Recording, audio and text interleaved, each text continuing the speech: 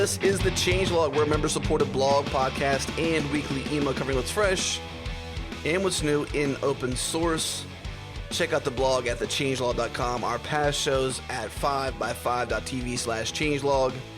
You're listening to episode 119. Andrew talked to the fellows behind MEAN.js, Amos, Haviv, and Roie Cohen. MEAN.js is a full-stack JavaScript solution using MongoDB, Express, AngularJS, and Node. Great show today. It's sponsored by CodeShip, Rackspace, and Harry's. We'll tell you a bit more about Rackspace and Harry's later on in the show, but our good friends over at CodeShip, also a partner of the Changelog. They're a hosted continuous deployment service that just works. Easily set up continuous integration for your application today in just a few steps and automatically deploy when all your tests pass. That's the way to do it. CodeShip has great support for lots of languages, test frameworks, as well as notification services. They easily integrate with GitHub, Bitbucket, and can deploy to cloud services like Heroku, AWS, Nodejitsu, Google App Engine, or even your own servers. Get started today with their free plan. Setup takes only 3 minutes. No excuses to have untested code in production. Head to codeship.io and also check out their blog, which I love, by the way, blog.codeship.io. One more thing to mention for our members. You can save between $294 and $2,994 on your first year with CodeShip, so make sure you take advantage of that. thechangelog.com/benefits. If you're not a member, what are you waiting for? Membership is just $20 a year, and you support us to support open source. Once again, codeship.io, sign up, 3 minutes, that's all it takes. Do it today. And now, on to the show. We're joined today by Amos, Haviv, and Roie Cohen talking about MEAN.js. It's a product-oriented, full-stack JavaScript boilerplate. So why don't one of you guys give us a... well, first of all, why don't you guys introduce yourself? I guess, Amos, you can go first. So my name is Amos Haviv, and I'm a web developer for about 12 years now. I've been through the days of i5 and Quicks mode, through the birth of the new generation browsers, and finally to where we are today in this exciting new world of JavaScript in the server and stuff like that. I do a lot of side projects, I guess, because you have to do something for your soul. And one of the latest side projects I had was MEAN.io, which evolved to be MEAN.js. Yeah, so there's a little bit of drama around that, which we'll kind of touch on a little bit later in the show, but we'll kind of avoid that as much as possible, just to kind of shine a light on the good of MEAN.js. So that's cool. So you've been around, you've been doing this for a while. Yeah. Roie, why don't you... So I've been a developer in Israel for the past 9 years, I would say. I come from more of a PHP background, but recently also found the light in Node. Very interested in like all of what this framework has to offer. And then Angular is, again, one of the newer tools that I've started using in the past maybe year or two. And I'm currently working for a company called Leafly here in Seattle. That's about it. Awesome. So why don't you guys give us an introduction to what MEAN.js is in its current form? Okay, so MEAN.js is a full-stack JavaScript boilerplate. It was born out of our attempt at a better flow for this kind of stack. So the term was coined in the MongoDB blog, actually, and we basically found out that it was super efficient.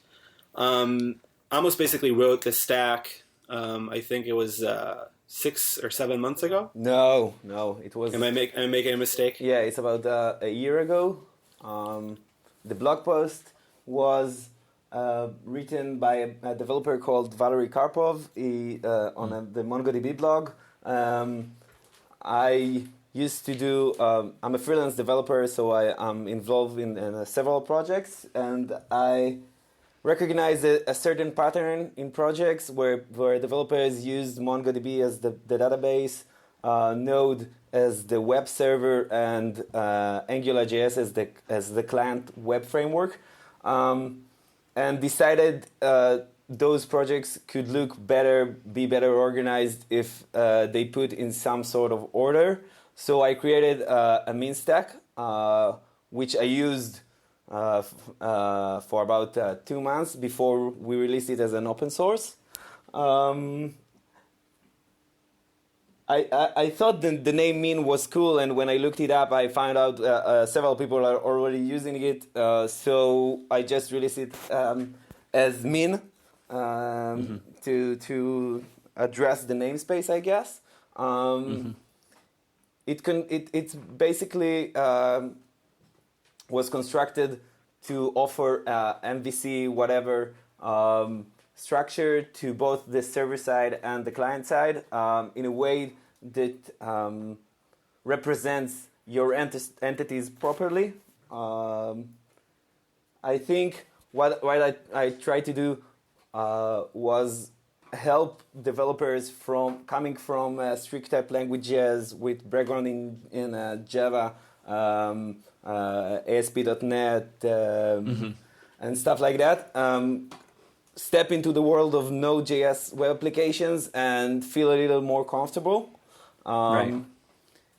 And the point of MEAN, just sorry to interrupt. The point of MEAN, so it's opinionated, right? It's Mongo, Express, Angular, and Node, and this is something that you guys basically noticed was like a really common trend amongst for a Node stack, right? Which was this thing called MEAN. What is it about MEAN.js? Now, I've used all of these things, and all of them are relatively easy to get started with on their own. What is it about MEAN.js that kind of makes it easier to get started with the whole stack rather than trying to do each one individually? So I think the most important stuff we wanted to address, the most important issue we wanted to address was the interface between the different parts. You have your AngularJS application running, and you want to communicate with your Node server. So your Node server should present some sort of a REST API for AngularJS to use. And we wanted that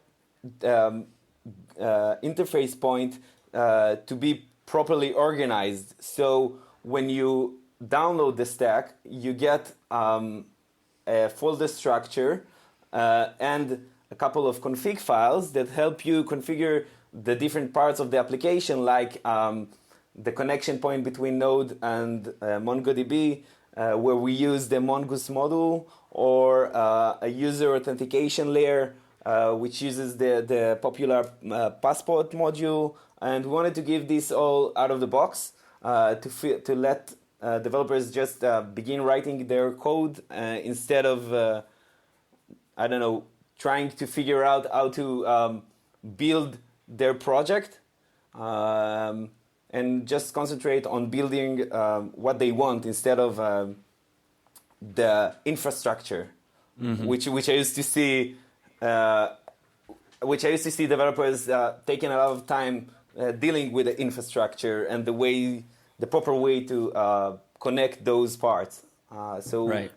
I think we have a very important concept that we're trying to relay with MEAN, which is, first of all, we chose only, if not mostly, if not only, popular components. So we intentionally chose to go with Mongo instead of Couch. We intentionally chose to go with Express instead of some other framework that does routing. We chose to reduce our Jade imprint eventually, because all of these things were coming from the community. So we were trying to pick again, components that are really popular from the one hand, and from the other, we really wanted to not abstract away the simplicity of all of these frameworks. So we don't want to create some sort of like a layer that takes all this complexity away from you as a developer. We wanted you to still be hands-on and really understand how the parts work.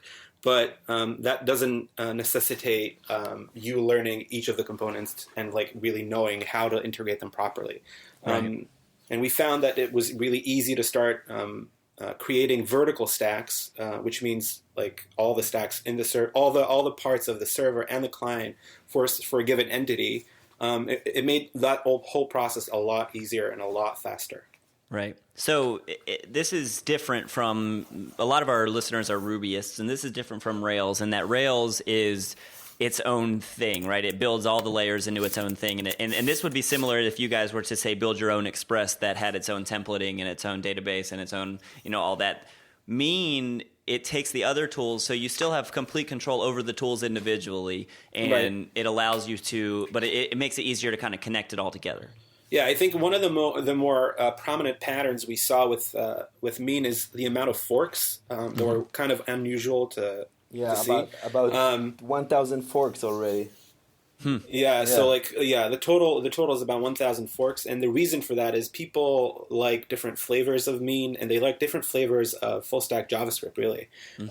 So if we look at this entire picture, we're of the mind that all of these flavors are totally valid, and we're not necessarily opinionated in a way that says like our flavor is better than any other flavor. It's just that we found these tools to be super popular and super helpful and powerful, and we thought that they were our best choice for the scenarios where we were at the time. So I was developing for a startup called GoMango, and I had to rewrite my website really quickly, and it was sort of built with a lot of fragmented pieces of jQuery and Angular and Node in the back and some PHP and some .NET. And all of these systems were working together, but not very well. And my first experience with Mean.io was when I basically converted my website that was built before that. It took about 8 months to build, and I converted it in about 2 weeks. So I really felt a very significant and real change in the speed of my development. And I think it really has a lot to do with the fact that we're doing only JavaScript and not like switching between languages, which is immensely helpful. And it's sort of easier to keep on thinking sort of the same way with thinking, and I specifically mean about thinking about modularity and thinking about asynchronous workflow instead of a synchronous workflow. All of that together creates this effect of everything is so much easier and faster. Gotcha. So the idea that you're using like Mongo instead of Couch or React and Express instead of Happy or Getty or different things. Yeah. That's your choice, but what happens when like somebody forks this and it's Reen, right, with all the same stack except React instead of Mongo, and that one kind of takes off as the popular fork? Like that's a real problem that this open source project faces. And so what happens there? We're actually not. Yeah, we're not seeing it. We don't view it as a problem. Yeah, we're not seeing it. This is a great. Yeah, Amos, you can go. So we're not viewing it as a problem. We actually find this as a great opportunity. I personally hate religious technical discussions like the editor wars of the 80s. I find it extremely unproductive. I believe everyone should choose their tools. I'm really pro a variety of tools. So what we faced this early on. Roie actually helped one of our more passionate developers. Martin Genev. I want to call him out. He's like an awesome dude. Yeah, he's like an awesome dude. Runs the 100% JS blog, and he wanted to make a mean fork using Ember, and Roie helped him doing so. And when we saw this coming, we and Roie started creating different forks of Mean. We created a Jane fork, which used juggling DB as an obfuscation layer for different databases. I played with the idea of breaking the Angular part and letting users use the web frameworks they want, like Ember, Backbone, Knockout, whatever you like. And I helped the company implement their own web framework inside Mean. So we find this, and this is actually one of the things we find inspiring, because we don't see Mean as the goal. We see it as a starting point for something much bigger. JavaScript full stack is a vision not yet fulfilled. Yeah, it's very new. Yeah, it's very new. We experienced firsthand the possibilities in this field. As Roie mentioned, the gain in performance developers get when they use a JavaScript, a full stack JavaScript boilerplate is impressive. And we want to push towards that location. We even considering starting a project called JSFS. We'll talk about it sometime later, but JSFS will contain the different flavors of full stack JavaScript. It's it's in the far future. I don't know how far, but it's still in its infancy yet. Yeah. Yeah, but Gotcha. that's okay. We find this as an opportunity, not a problem. We would like to see developers implement their own flavor of whatever they like stack. Call it whatever I think they like. we're trying to also like sort of take the discussion about JavaScript to like a newer place, which talks about not only the components that you use, but rather the patterns that we see emerging from these tools. So like the full stack thing comes naturally because it's all JavaScript and all in one language, so it's much easier to describe it that way. But I sort of feel that with this framework in mind, we can start talking about more complex ideas and then start thinking about how are we collaborating across this ecosystem. Because like one of the problems we were facing, and that's something that you start facing when you're doing full stack JavaScript, is how do you do package management for the front end, for the back end, and these are like larger issues that are relevant to the entire sort of full stack JavaScript community, right, or ecosystem, and not just to MEAN. We're going to pause the show real quick and give a shout out to our sponsors, Rackspace. They love open source. They dedicate themselves to supporting open source and the developer community, and they're doing that with the changelog. They're supporting us so they can support open source because we support open source. And now you can make something awesome on them. They want you to come and sign up for this and get money basically to use their services. It's pretty cool. So if you're a maker, each and every day you're thinking of something new, amazing, awesome, and you want to put it out there, Rackspace would like to give you something special just to say thank you. Sign up today for their developer discount and get $300 in free cloud services on your Rackspace cloud account. This discount applies to new products like their performance cloud servers and cloud queues. You're even eligible for early access. That's right, early access to new features and new products that they roll out. So go ahead and sign up for this today. Make something awesome and get started today. developer.rackspace.com/devtrial. So, just out of curiosity, Amos, as somebody who is around in the editor wars, which editor is the right one to use with MEAN?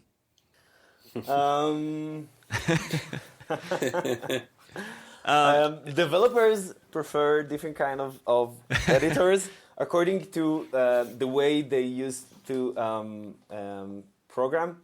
I think when you maintain a large code base, you would prefer using an IDE or a tool that allows you to dig deeper and assist you with understanding the complexity of your code.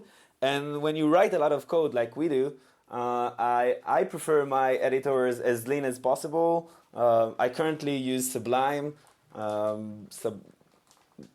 The guy writing Sublime is awesome. I'm addicted to multiple cursors.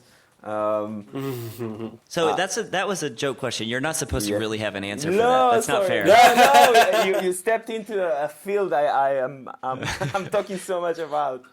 We're both kind of like editor fanatics, and we're like totally interested in any new editor that comes around, because part of us does feel that there is some sort of a gap between what we need as developers when we're trying to maintain a full stack application. It's sort of getting difficult because you're juggling a lot of balls, and it sort of feels like sometimes you're encumbered by your editor. And that's also another conversation we sort of want to have with people. Gotcha. So actually, to kind of ask this question, I think it was Roie. Did you say you came from like PHP land? Yeah, mostly. Yeah. So one of the things to get started, I mean, specifically in like Node land and with full stack JavaScript, is the ability to learn and the ability to learn like the new environment and all that. What was it like for you, and what is it? How does MEAN kind of help people when they're getting started in Node land?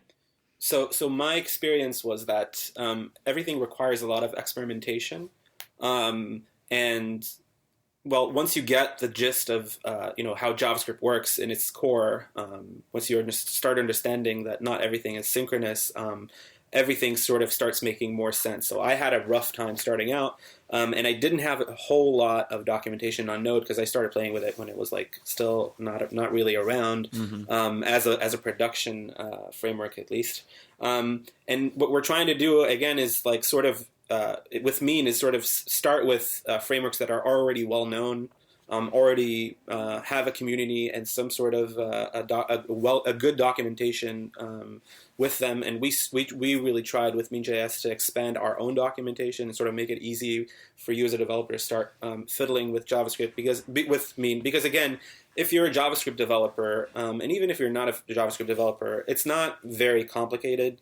Whatever is happening on the server side is really quite simple. It's a model and some routes and the stuff and that's obviously like really simplifying the picture. But in terms of what you need to know, it's very, very limited. Right. And the fact that we chose these popular stacks kind of created this weird effect that like our community support is sort of built in, and we don't really need to invest in supporting each of the components on its own, but rather we can only sort of interact with issues that are pertaining to the stack itself and the way you connect these parts together. So that sort of makes it easier to sort of document and solve issues and so on and so forth. Yeah, a unique part of your documentation with MEAN.js is like, if you read through it, the first, 10 lines of the documentation are like, go read Mongo's documentation, here's a manual to use. Go read Express's documentation, here's a guide to use. Go look at AngularJS, here's a guide, da-da-da-da. And then like once you get past all that, it's really just like you can read the whole documentation in one sitting. And so you'll obviously want simple. You'll want to come back to it and reference things. But it's neat because you guys do benefit. This is an odd type of a project because as much as you are depending on other pieces of open source, you're also benefiting from the other pieces of open source. Exactly. So the upside is, as that piece, as Mongo progresses, you guys progress with it. As Express progresses, you guys, progress with it. What happens when something ships to Mongo's, like latest release and it causes a conflict in MEAN.js? Like, how does this work? So actually, this just happened because Express is about to release their fourth version. Mm-hmm. You kind of need to stay alert to those changes. This is our mission. Like, our mission is to support the different changes in the different packages. We try to make those packages as lean as possible. We try to use packages that are widely supported and not just like niche packages that might be deserted in a few months or so. So we have to keep up with those changes and offer an update to the stack itself. Updates are in general a huge issue when you offer a stack that is built from different components and you don't wrap it like in a sealed module. So any update you do must be supported by the community, and that's what we try to do with MEAN.js. We try to give it a more modular approach so we can update it without affecting or breaking your project. That's one of the biggest issues we have. We're dealing with. I think we're not even trying to really solve these bigger issues.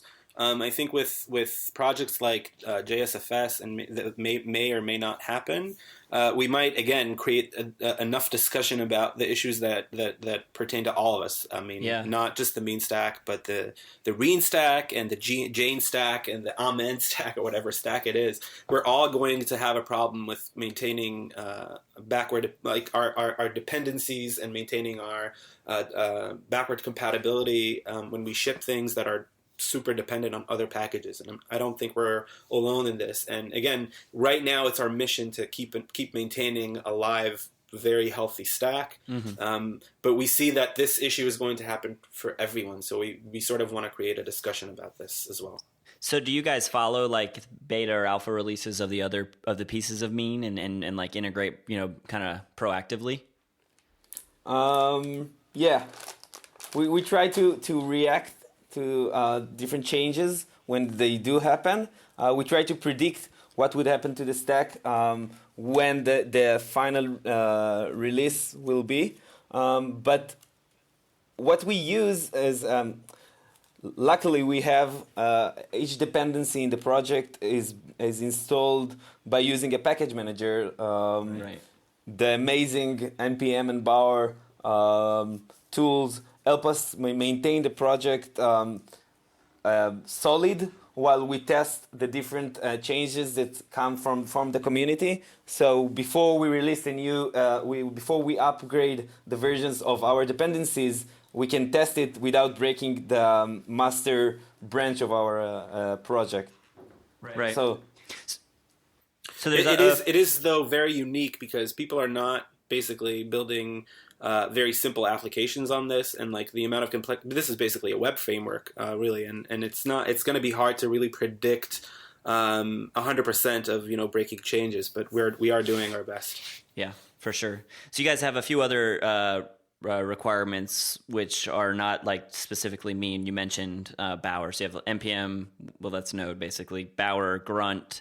A few other ones. So these were the same kind of thing went into picking these over, like Grunt over Gulp. There's another one that Gulp. Yeah. Gulp, yeah. Just because they're popular and they're well supported and those is that nature like why you chose these? Yeah, basically. And I think that again someone might want to use Gulp, and that's super cool. And if that works for them, that's just another flavor of another full stack JavaScript boilerplate, and I think it's super awesome. And it's just that just for those reasons alone, right, just like maintain backwards compatibility and to not break with every new release, we're trying to pick the more supported and more well-founded packages. And we'll revisit this in a couple of weeks or so when Gulp is an amazing tool that the ecosystem is growing really fast. And when it comes a time to choose between those two, I think we'll revisit this discussion again.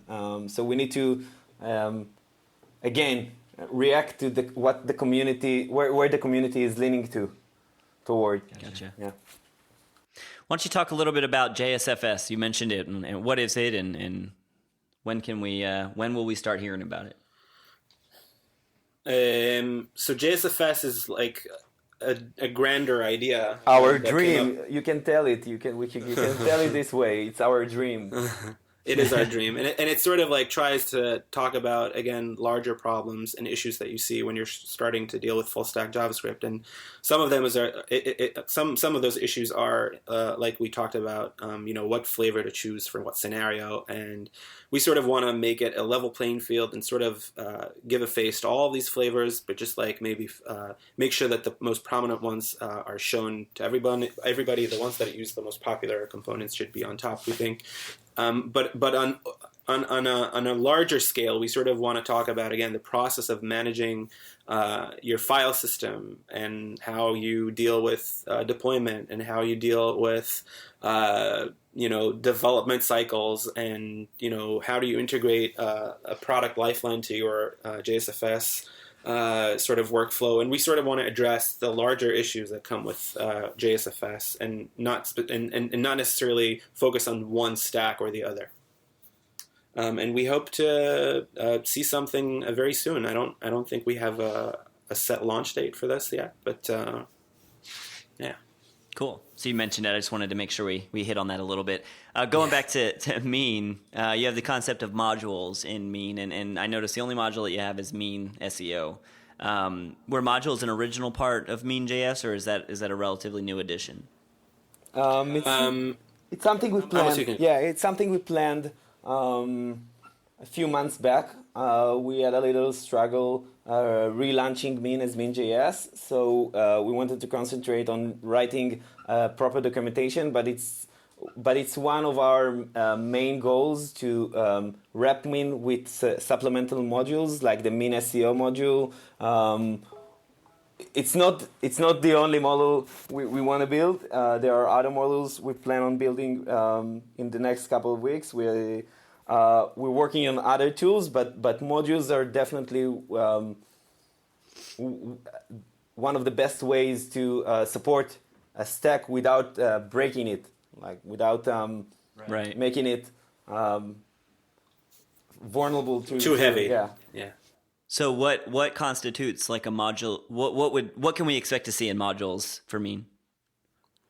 So we're looking at anything that's again sort of like cross stack, and not necessarily for Mean per se. So the Mean SEO module doesn't necessarily have to work on Mean itself. It could work on other SPAs. This is a problem that again is very common to all JavaScript SPAs with crawlers, and that sort of like solves it with Node in the backend. We're looking at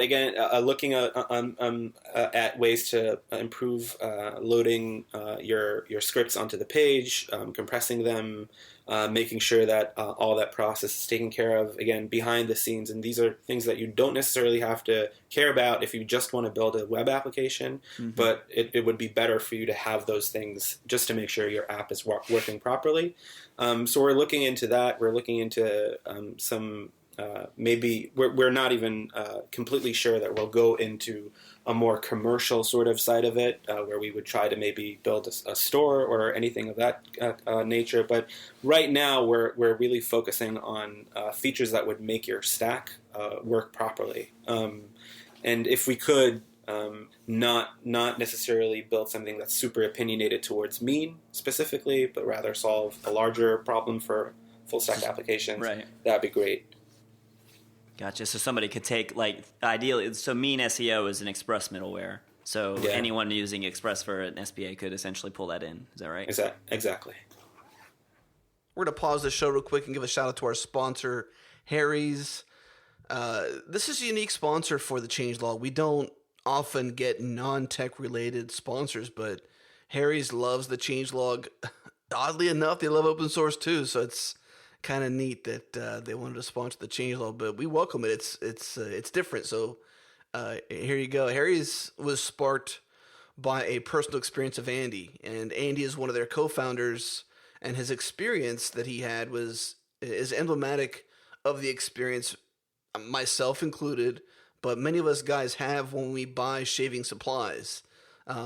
This is Andy's story. Tell me if this somewhat resonates with your experience when you buy shaving supplies. And this is in his words, it's first person. I went to the drugstore. I waited 10 minutes for someone to unlock the case where the razors were being held, and I bought a 4-pack of blades and I bought some shaving cream. It wasn't the best purchase experience, to say the least, and I walked out and looked into my bag, and I had a receipt for over $25 worth of products and brands that really didn't speak to me as a customer. I just felt like there had to be a better way. And Harry's is focused on providing guys a great shaving experience for a fraction of the price of normal competitors. You know, I have to say myself, I've been using a Gillette Mach 3 for, I don't know, since I was 17, I guess. I mean, forever. And I'm using Harry's now. Harry's is awesome. It's a clean product design. It looks phenomenal. My wife would have bought it for me had she known about it prior to me finding out about it, but it's great. It's high quality. The blades are engineered in their own factory in Germany for sharpness and strength. Blades that are half the price of competitors like Gillette, my current and previous brand. I'm still kind of weaning off there, but I love my Harry shaving kit. It's awesome. And it's shipped right to your door. The look and feel of the product is something you would be happy with. The quality of the shave, the price. Go to harrys.com and use the promo code changelog to save $5 on your first purchase. harrys.com, HARRYS.com. So looking through your changelog, I think the biggest, again, going kind of not to hammer on the same point, but like switching things out in an application like this is interesting to me. I think the biggest change I see was when you replaced Jade with Swig, and you kind of hit on that a little bit. Why did you do that, and like what kind of conversations did you all have to like decide to pull the trigger on that? Okay, so templating engine is a really nice discussion we had with the community. The community of MEAN does have different preferences for different. They do prefer a certain template engine. We started with Jade because it was the most popular template engine. We moved to Swig because it is faster and uses HTML syntax. Again, to help developers lower their learning curve of getting into MEAN. We're actually working on a generator, which is one of the most revisited issue requests. Like people are asking for a proper generator, and that generator will support different render engines, especially when you consider that most of the views you use in a MEAN application are basically Angular views and not a backend views which uses template engines like Jade, right. Hogan, or any other template engine. But we get a lot of opinions about it. We discuss about it a lot. We moved to Swig again because it is faster, but we plan to support different view engines. It's kind of interesting that you mention it because that was like one of the reasons we were talking about JSFS to begin with, is because we saw that people were like feverishly just changing the template engine. It was like really a sore subject, and people were like really up in arms about it. And we sort of figured that like maybe a better way to go about it would be to not necessarily decide, but rather supply a generator that could just open a new stack with whatever templating engine you want. Because anyway, in MEAN, we really don't use a lot of server-side templating, like Amos said. Mm-hmm. So we weren't really very, very opinionated, but we did have our opinion. And again, the generator should maybe help with solve this problem. Tension. Yeah. Gotcha. So you talk about the generator. One of the questions: how does somebody get started with MEAN? What would you recommend to somebody comes up to you and says, "I'm interested in building an SPA. How do I get started with MEAN?" I think the first thing would be to look at the website, go to the website, start reading the documentation. It would be really easy to just download it, npm install, which would install all of your dependencies, and you can run the server and sort of look around the code. And I think for me personally, I really learn well by example.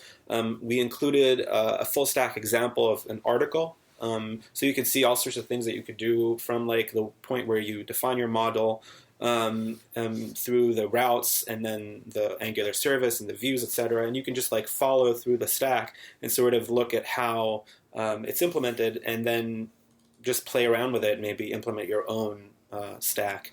It would be really easy to do when we have the generator out, because all you would have to really do is pick a name and then set the structure, and then it would basically be reflected to you from the server in your Angular side with a service very, very easily.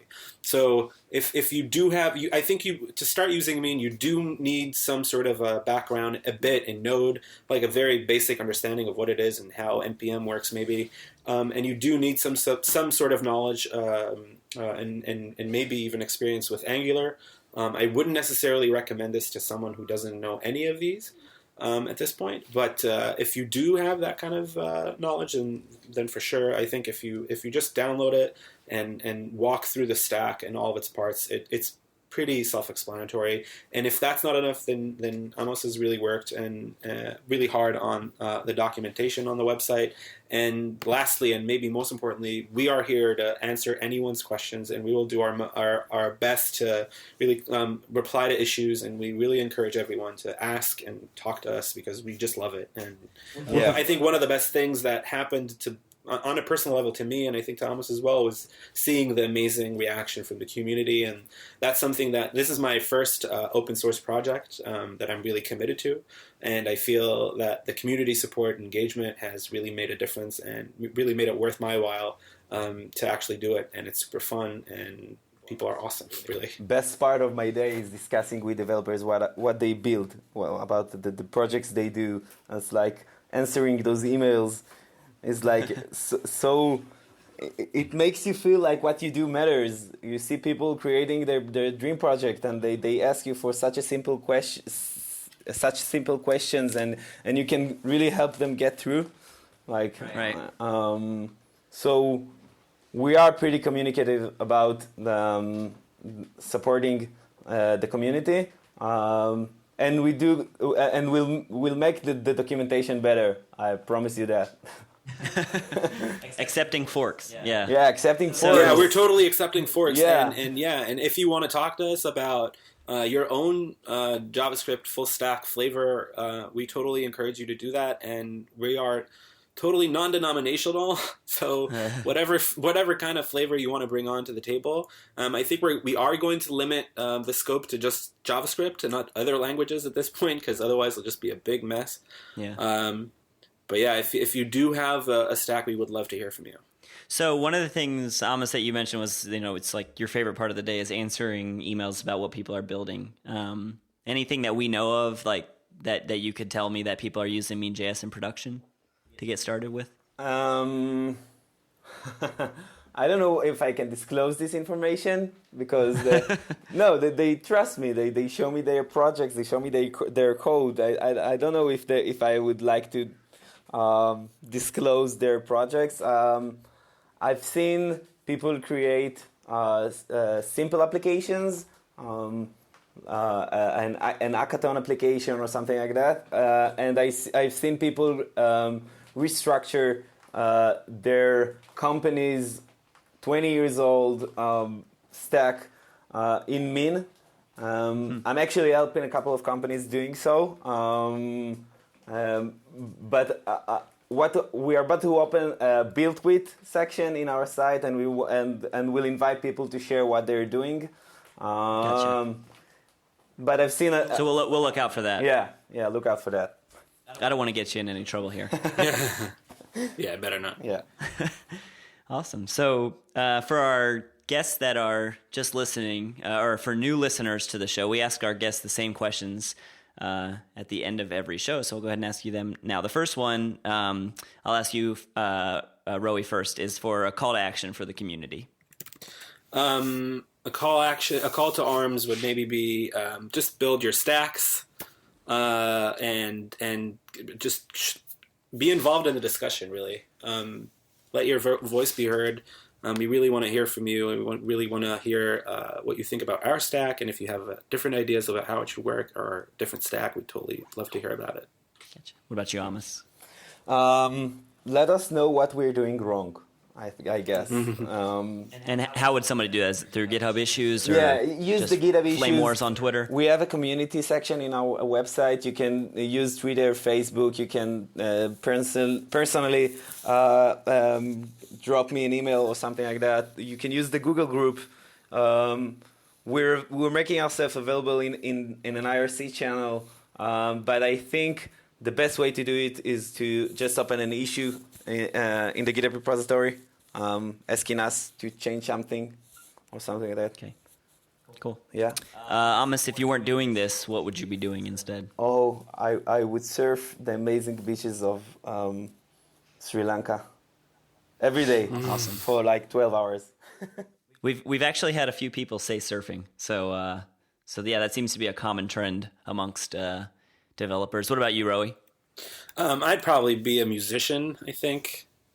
Okay. What do you play? Yeah, I play flute and piano. Go to Roie's SoundCloud page. Listen to what he does. No, not yet. I've been experimenting with like electronic music encourage him. He's making really nice music.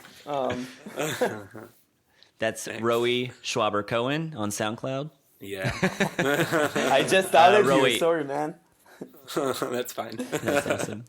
Yeah, sorry. Your music career begins now. Yeah. Amos, you might need to be looking for a replacement for MEAN.js, so...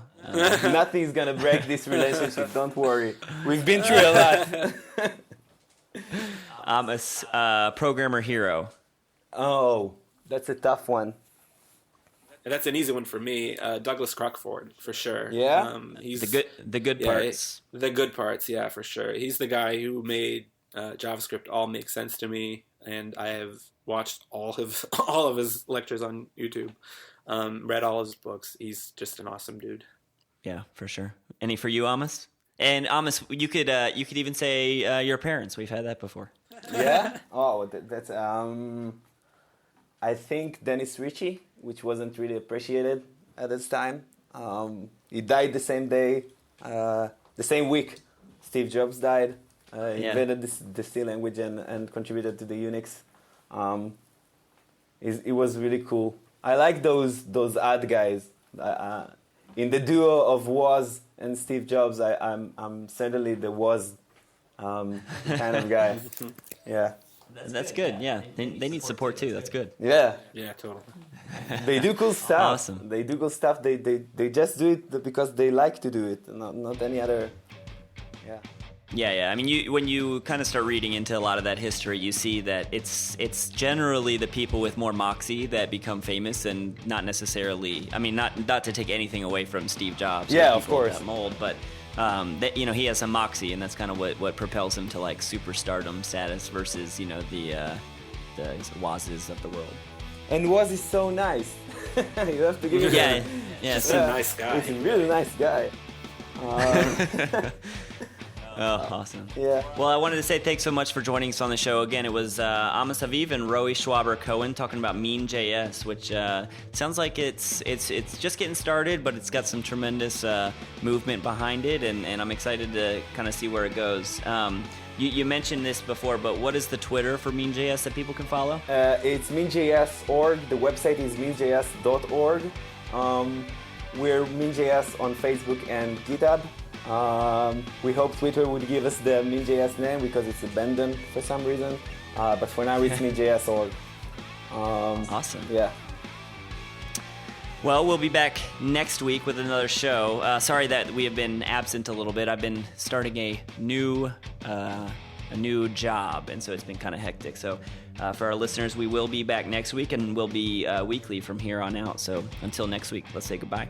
Goodbye. Thank you, guys. Thanks a lot, guys.